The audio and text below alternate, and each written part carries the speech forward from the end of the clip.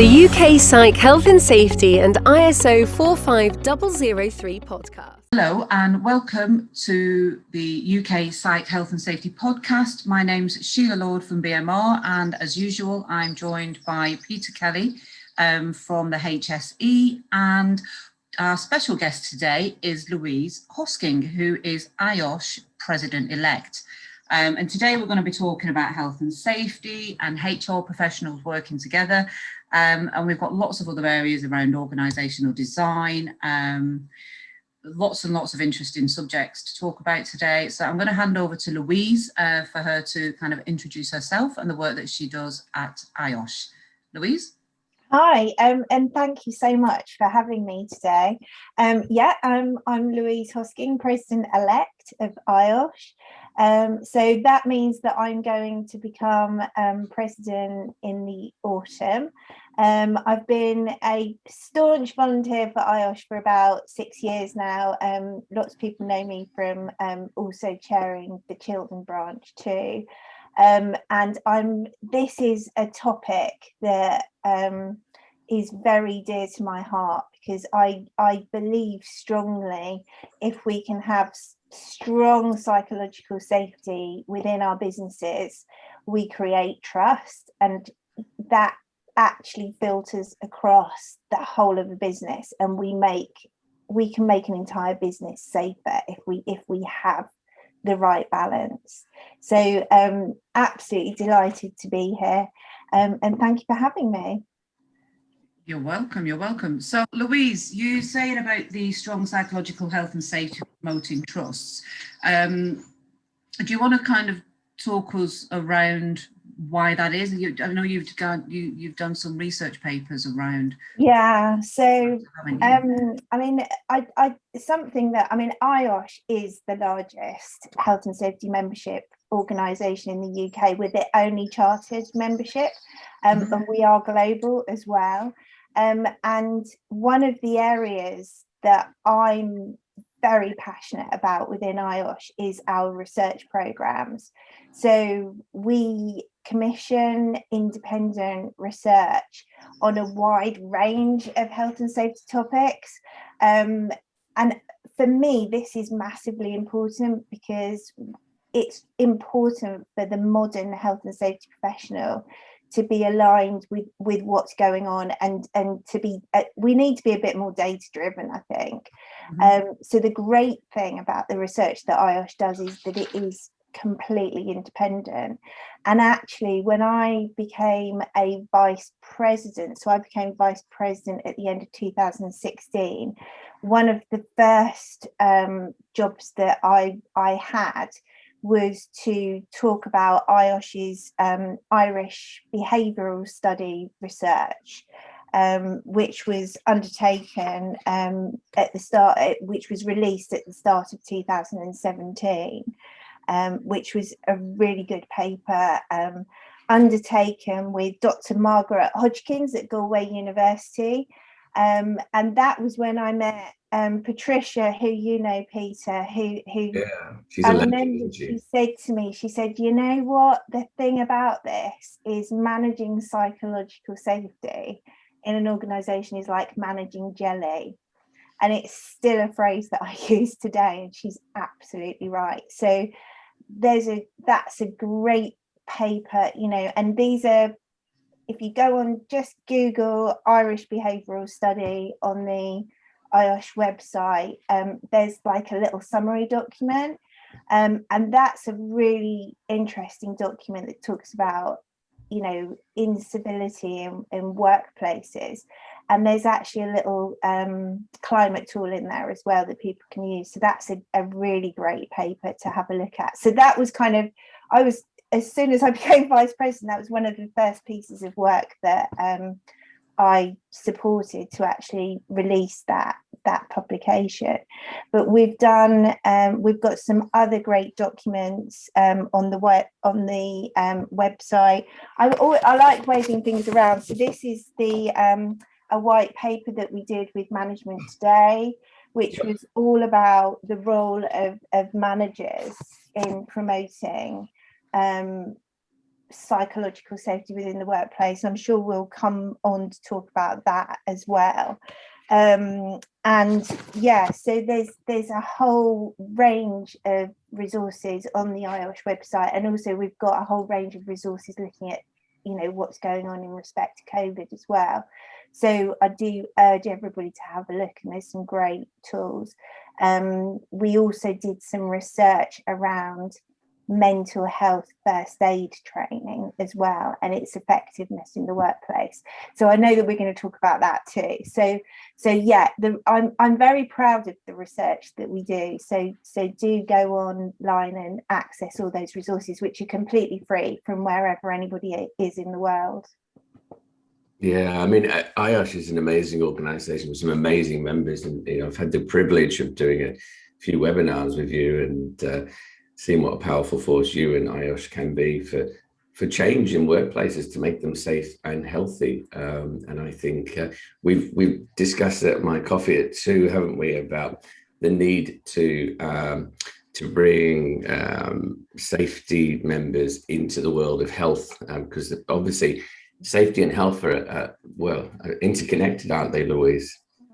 So yeah. do you find that in your own practice? Yeah, I mean, I think there's this huge debate that's going on at the moment, isn't it? Should a health and safety professional be venturing into this arena? And I feel very strongly about this, is that, you know, we deal with health and safety. And as you know, I come from an environmental health background, and environmental health, you know, public health, community health, you know, is kind of in my core and in my being. But we know when we get this wrong, it doesn't, you know, it affects physical health as well as our minds as well. So it has a detrimental effect on our physical health in the workplace. And as health and safety professionals, it's our duty, and under UK law, it's our duty, the Health and Safety at Work Act, to manage that risk. So there is a duty on organisations to manage risk. And if we as health and safety professionals do have the tools to do that. Yeah, absolutely. I mean, it's the transference, isn't it? There is, if we look at the numbers that are out there, I think 20% of the days lost is for safety related incidents. So, yeah. And 80%, and actually, so is it and as in, you know, as a specialist inspector, I do look when I go to an incident, I look at also the psychological factors that may have contributed to that. So what we would call performance influencing factors. So high pressure, high levels of demands, and which lead people to have lapses of concentration that may lead to them engaging in it, you know, in behavior that leads to an accident. So we do think that through and work that through. I'm fascinated, and we've had a chat about this, but your next year for me is like really where I'm at, and maybe you could tell our audience exactly what your priorities are going to be as the in your presidential year. How many webinars I'm probably going to have to do for you, and really. Well, this is the first one we've managed to get on together, Peter. I know. So they've let us out together, which is amazing. The risk. So yeah, so I'm really excited, and I feel quite privileged and humble to be becoming president next year. One of the, I would say that there's kind of a theme around what my presidential year will look like, and I'm sure we'll get onto this conversation as well, is the word human capital. So it's not a phrase that a lot of health and safety professionals like talking about, but this is about how we put people towards the front of our organizations and actually start to talk with business about how business chooses to invest in certain organizations. So they'll invest in some organizations and not others. And if we can put health and safety into human capital, and improve the way that we report from a financial perspective, what that means is that we create more all-round sustainable businesses, and those businesses that are more sustainable, that put their people first, are going to be more successful businesses. So I outside of IOSH, I am a consultant, I run a business, and I'm really intrigued by business. I hang out in a lot of MBA clubhouse podcast things. So I'm really interested in how we can talk the language of business using this human capital thing to actually demonstrate and show the value that we can bring from investing in our people in the right way. So a lot of my themes are going to come around that. So I'm really interested in how we design our organizations to be psychologically safe. Yep. We can talk about that. We can unpack that a little bit. I strongly believe we can eliminate risk by good design across health and safety. So there's no reason why we can't do that for psychological safety as well. I think everybody knows that since I became a vice president, we know that in IOSH, only 20% of our members are women. So me coming in I didn't want it to be a big thing about me becoming a female president, but it seems to have found me. And it would be great to have more female health and safety professionals within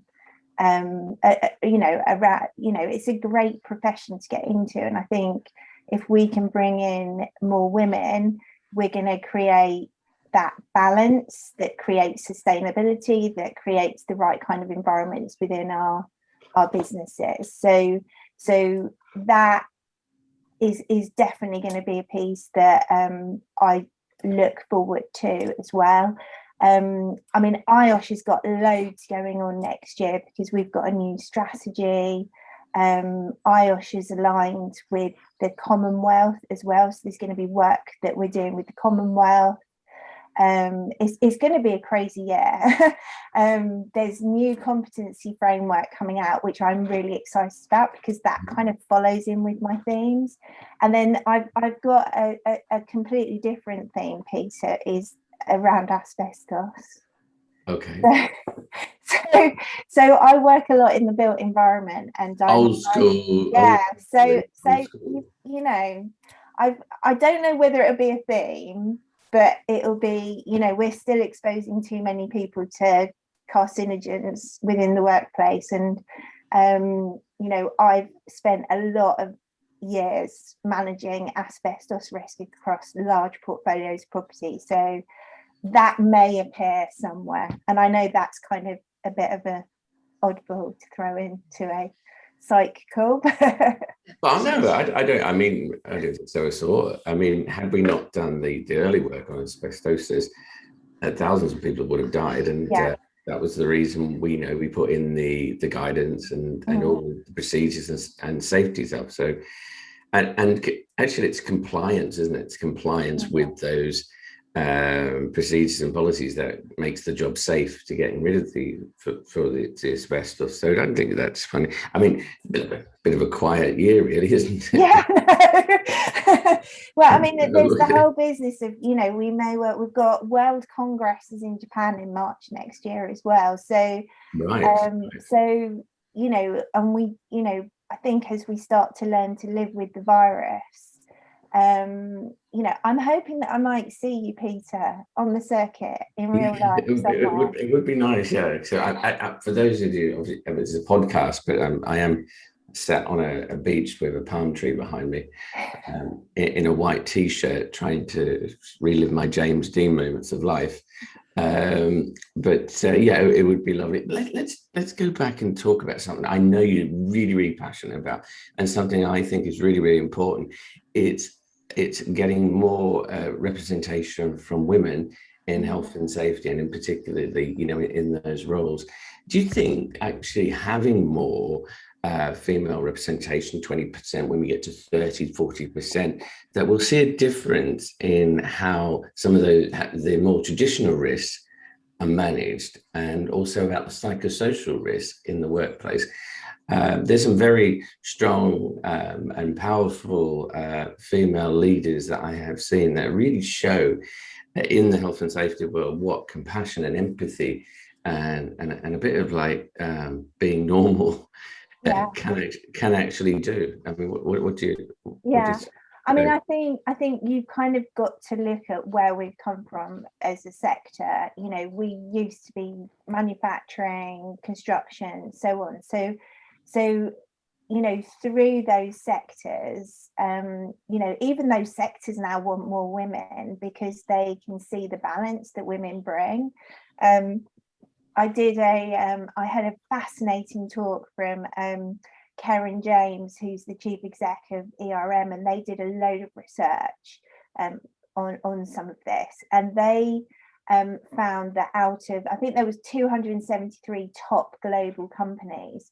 Of those top global companies, only 15% were women, and that compared to 29% in those same organizations at the same level of it within a management role.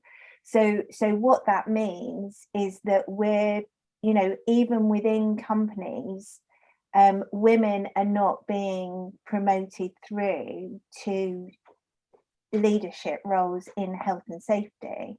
And what they discovered was that, you know, particularly in developing nations, and, you know, thinking about industries like mining, offshore construction, those kind of things, what they found was that you've got a predominantly male workforce, you've then got health and safety leadership, which is predominantly male, and the risks were being seen only through one lens. And they were missing very significant risks within. I mean, it was quite stark what they were missing. So right down to, you know, women were, you know, being, you know, the way they were being treated in the workplace was just not considered to be important. So, you know, and we talk about incivility, it was kind of off the scale. So we need to have a profession that represents the world of work and represents balance.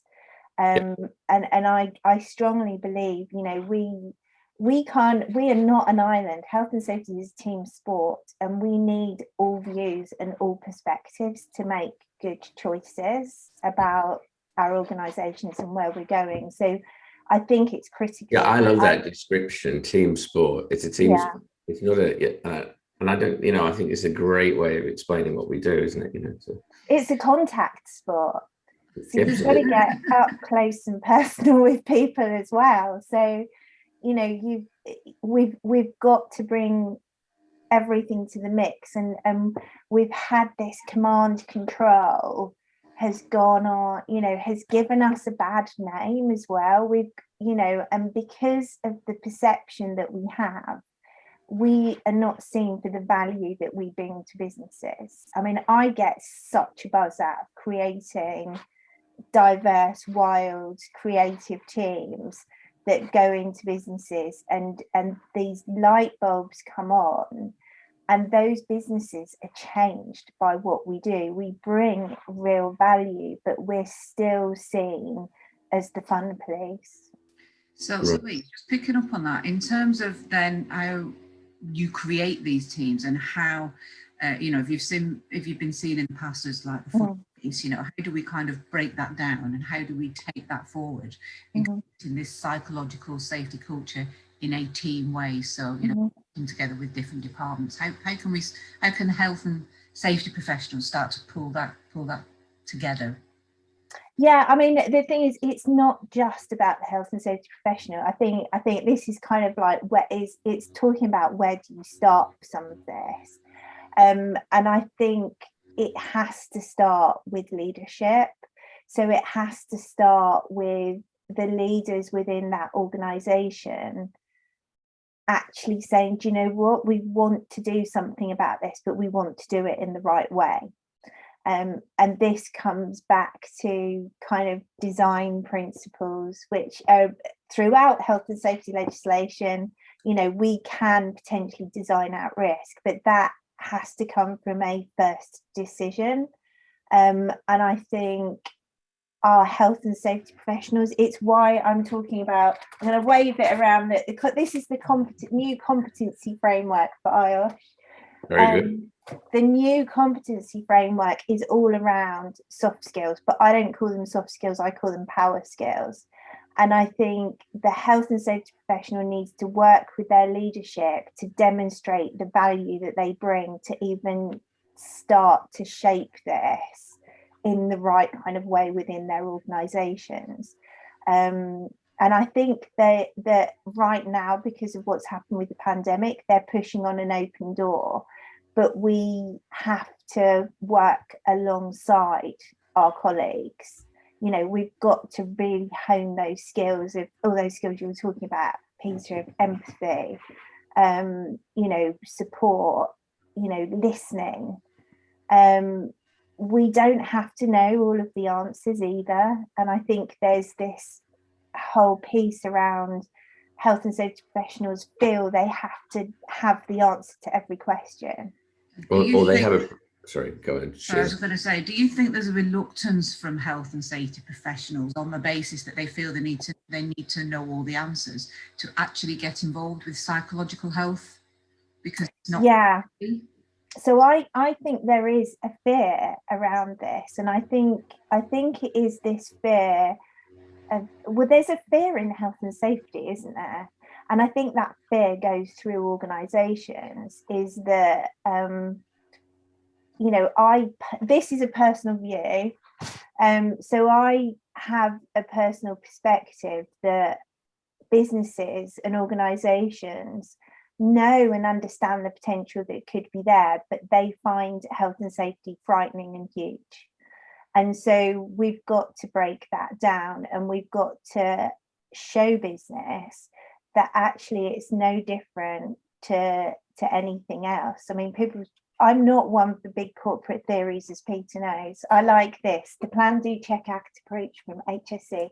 Excellent. And it's about, you know, if your finance team will have a 5-year plan, you know, the marketing crew will have a budget and know where that's going, and then the health and safety, you know, team are scratching around for a budget because nobody really wants to do it, and it's not being combined into everything else. And then when we start to talk about health and psychological safety, it feels like it's on the difficult part. And I go back to the managing jelly, you know, scenario. I think that's where that fear is coming from. I think a part of that may be the problem that people don't know where to align psychological health and safety. Is it HR? Is it health and safety? Which brings us back to what you said before, which is actually, if it's a whole team sport, then everyone has to be involved in that. Mm. I mean, it's interesting because when we were talking about elimination, obviously that's the hierarchy of control, which is a very safety, it comes from the world of safety. But, you know, yeah, there is, I think, the possibility to seek to eliminate the aspects of the role or the job that are doing it, that are creating that conflict. Mm-hmm. And I think that's really, you know, that's really important. But it's still relatively not spoken about, the psychological side. You know, we've had many a chat over the last 15 months during this pandemic, and what is becoming clear, I think, and you can comment on this, is actually the world of work and the way we do work is changing and has changed. And actually, I think we're in a seminal moment for the profession, for IOSH as the you know, as the no pressure on me here, Peter. No. But if you do it in 12 months, it'd be all right, wouldn't it?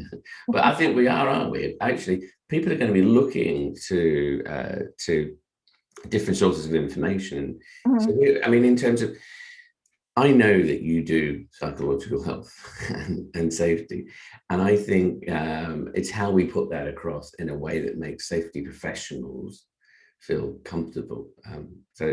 Yeah, do that? And that's a very yeah, I mean, the way that I have been talking about this is that is go back to basics. So go back to what we know as professionals. So go back to the Act, because it's all in there. And if you think about our risk-based principles, I mean, I've written about the humble risk assessment over the last 18 months.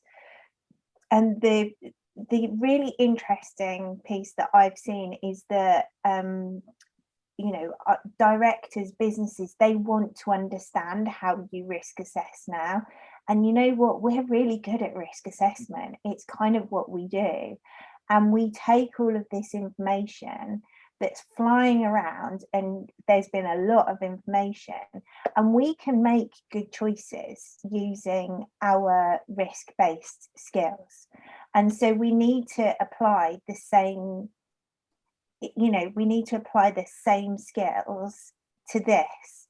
So if we think about the management standards within the HSE, and your lovely talking toolkit as well. Oh, you are so mega brownie points for you today, Louise. I'll have to get you a coffee the next time we see each other face to face, or a glass of Chardonnay, maybe. Absolutely.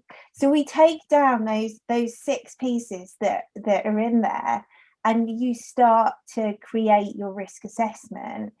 You've just got to start somewhere and start working through that. And we are good at that stuff, and we can cut through the noise, and we can be the critical friends that the businesses need for us to do this right now. And we can also, we're good at signposting, we're good at accessing resources. I mean, the other revolution that's happened over the last year, I think, is about information. I mean, we're having these conversations that are going to be beamed around the globe. And this morning, I was contacted by somebody who'd watched another IOSH podcast who's in America and said, oh, we're behind on this. And I'm really pleased to have watched this, because I've got some ideas now about how we can take this forward.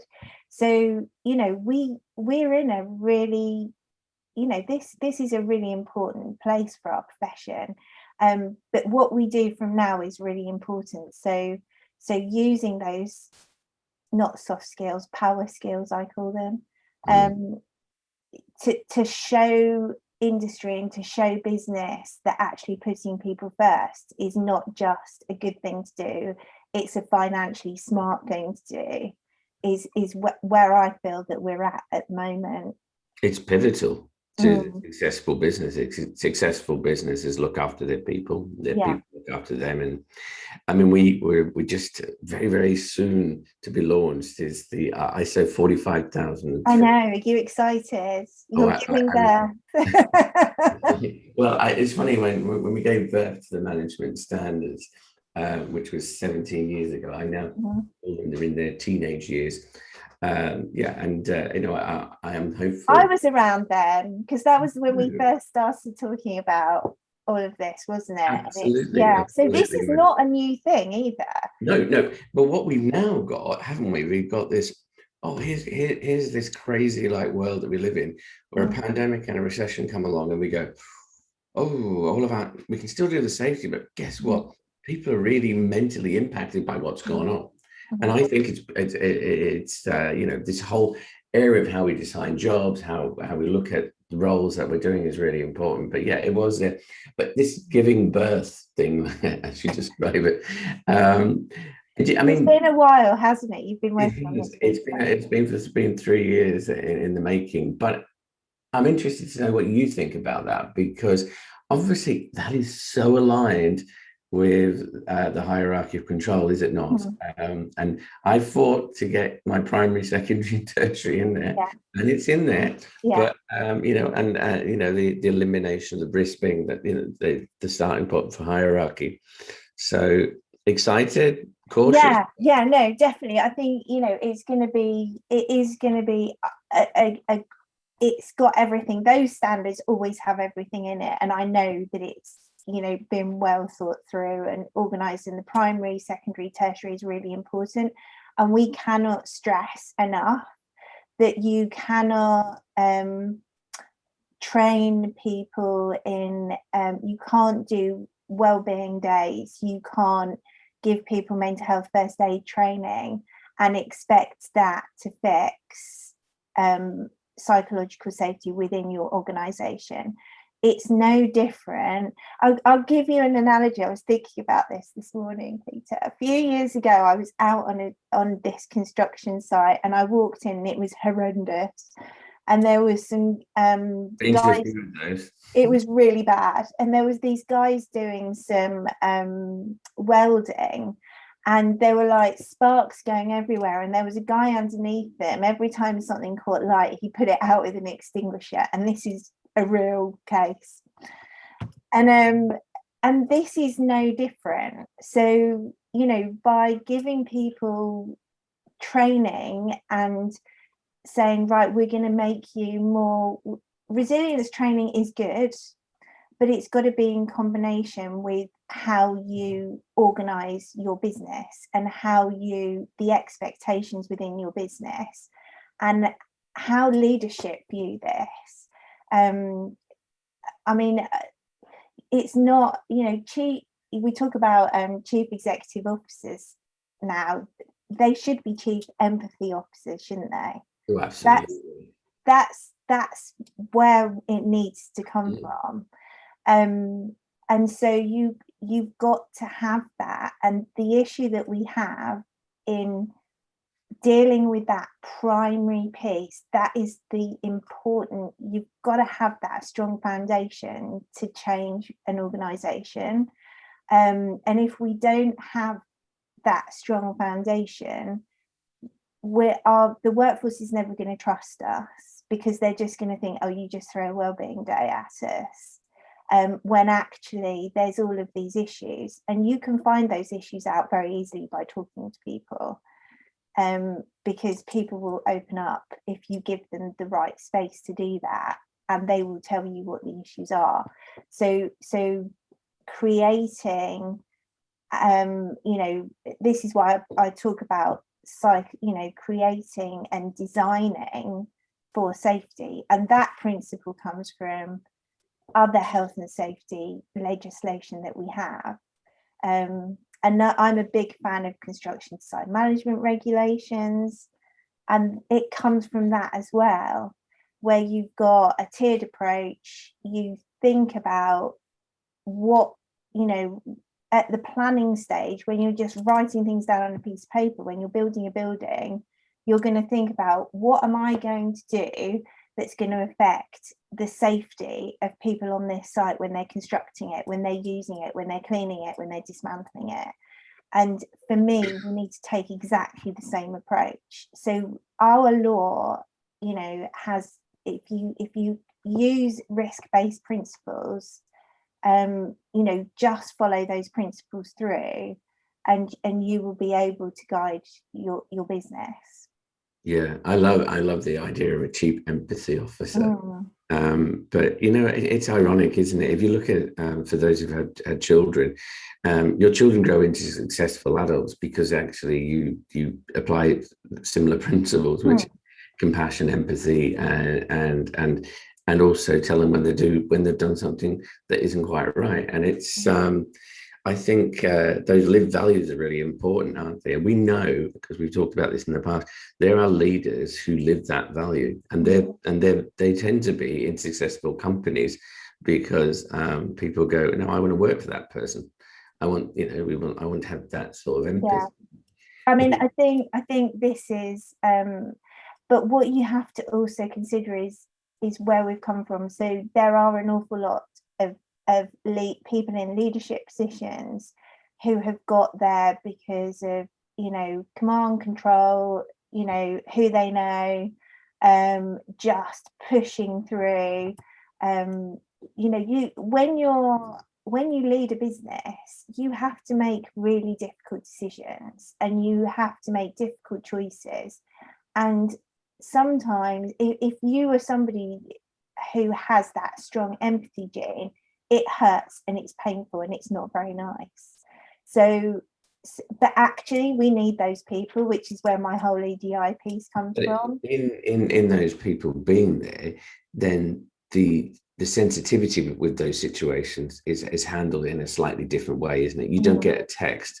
I remember when the major investment bank went about 12 years ago. I was in a meeting where they got a text to say that they were sacked, and it was it was on a BlackBerry actually, and that was it. So they said, look, we've got to go.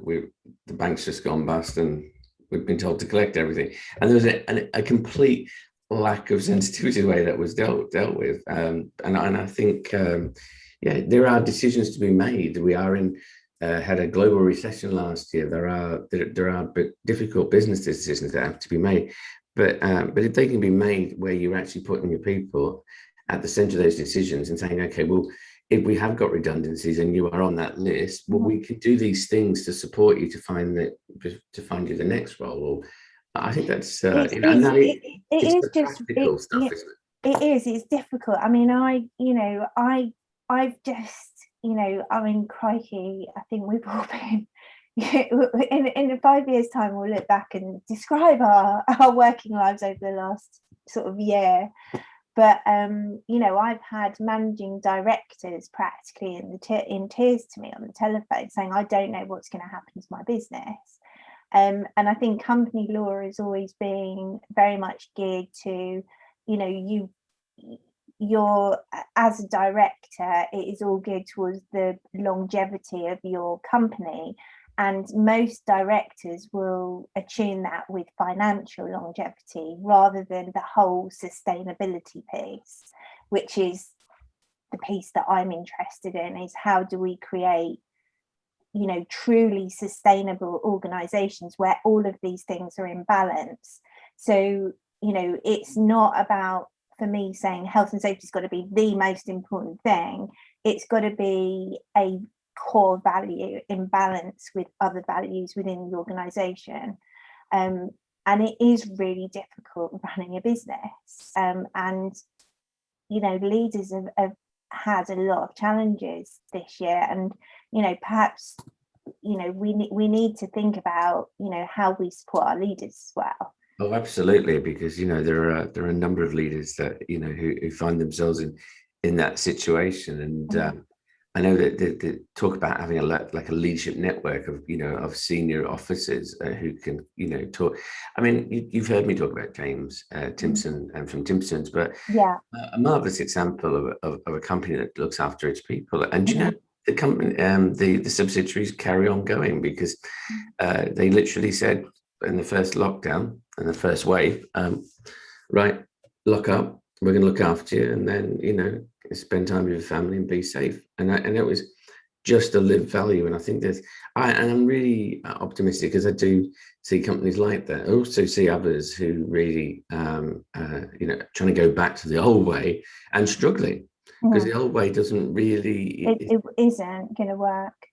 I mean, the other thing is that I'm interested in as well is supply chain. So again, thinking about our kind of core health and safety principles, the stuff that we know, and thinking about how we, the leap that we've had in the way that we manage contractors and things like that, which has been a leap because we're basically saying if you're at the top of the supply chain, you've got the most influence.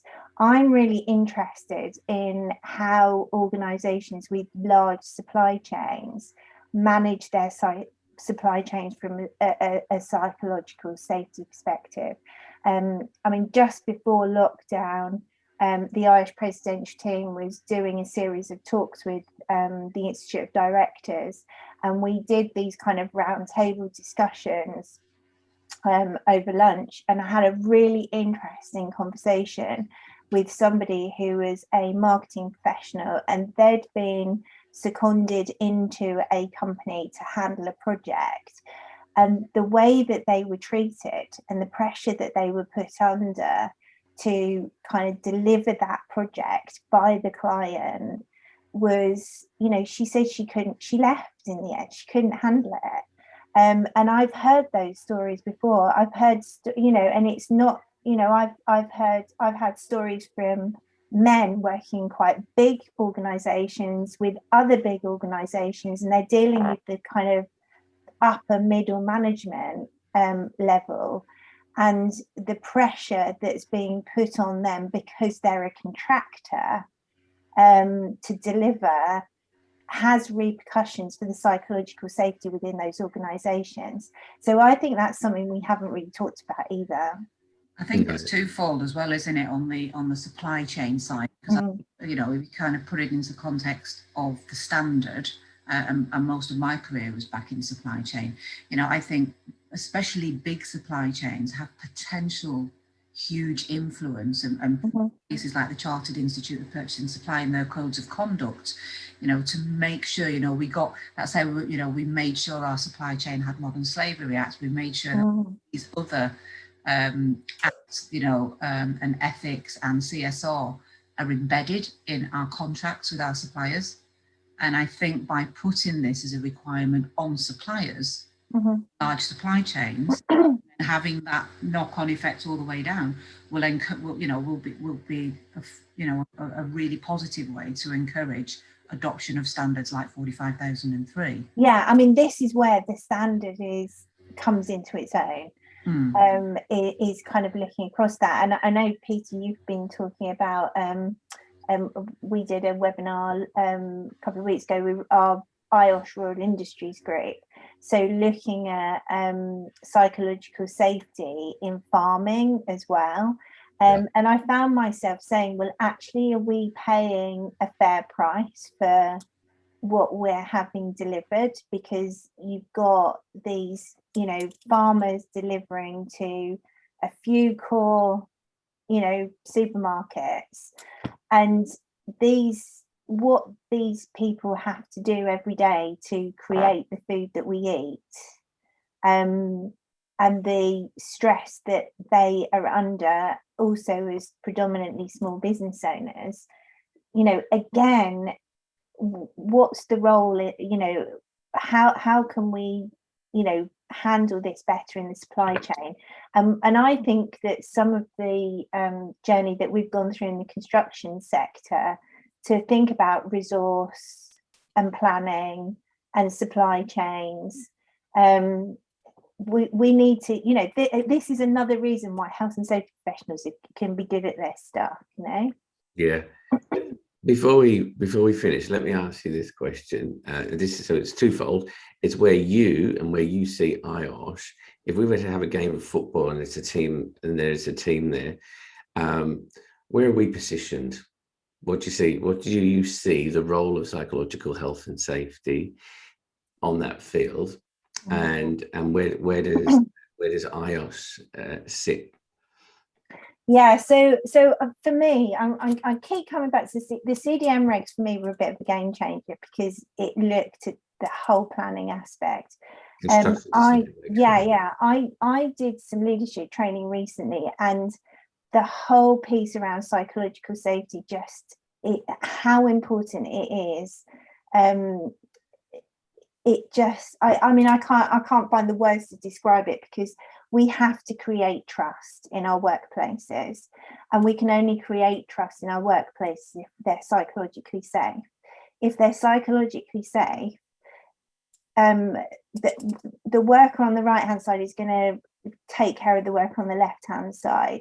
They're going to feel that they can raise stuff. They're going to feel that they can say no. For me, I think this period of time that we've seen it's not at the bottom of the priority order anymore. We're not in the defence realm then. No. Yeah. Maybe midfield, or would you say? Yeah. I mean, when I'm talking to business owners now, this is a conversation that I have with every single one, and they are nervous about it. And so, IOSH is going to do, IOSH, it is a core pillar for IOSH going forward, with human capital, with return to work. There's also work that current President Jimmy Quinn's doing with a group of people to look at psychological safety for our members and signpost them to support, because I think our members have gone through it a lot, you know. And traditionally with our roles, you know, we're the people that take care of everybody, but who's taking care of us?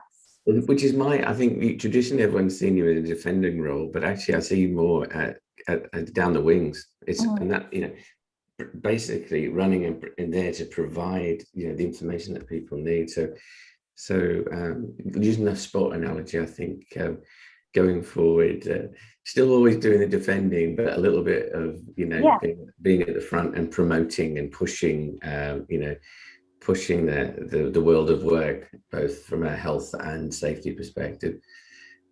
Sheila, do you have anything to ask, or should we finish? Because as usual, we've gone for about 50 minutes when we said it was 40 today. So. I told you we always talk too much. Yeah, I mean, you know, Louise, that's been really great, and some really great kind of information there, a wealth of information. I mean, if you wanted to, if you were to summarize kind of, you know, one single piece of advice or one real takeaway for health and safety professionals, regards to, you know, taking on the mantle for psychological health and safety, what would that be? Don't be afraid and just do it. Yeah. Brilliant. Absolutely. Excellent. Absolutely. Yeah. And there is an absolute crippling fear among some people about doing it, is there not? There is. And you know what? You've got so many people around you. You've got podcasts, you've got resources. We're all good at hanging out in LinkedIn. And if anybody contacts me on LinkedIn, I'll always say hello. And you can always come to Peter's coffee mornings at 2:00 in the afternoon, which have been amazing. Thank you, Peter, for those. Yeah, and I think we had Vince on, didn't we, the other week? You know, and Vince Butler was saying, as far as this is all concerned, it's literally same skills, 100%. Different set of hazards or risks, different engineers to essentially engineer the problem. But principles apply throughout. But turning up that empathy, Jane, and caring, Jane. Yeah, and it's wonderful that someone at the head for the next 12 months is going to be there and talking about that. And I hope that those that go after you take that message, because I think it's hugely important. If there was ever a time in the last 50 years that we need empathy, it's now. And actually we need people like yourself promoting that, and stop running away from showing empathy and compassion, which are human traits, and embrace those in workplaces. So, and be proactive. Absolutely. You know, just do it. Just go for it, and just, you know that you've got this. You know, that's why IOSH exists, to support its members to do amazing things. So fantastic. Well, thanks, Louise, and thank you, Peter. It's been fabulous as always. Thank you so much for having me. You're welcome. Thank you.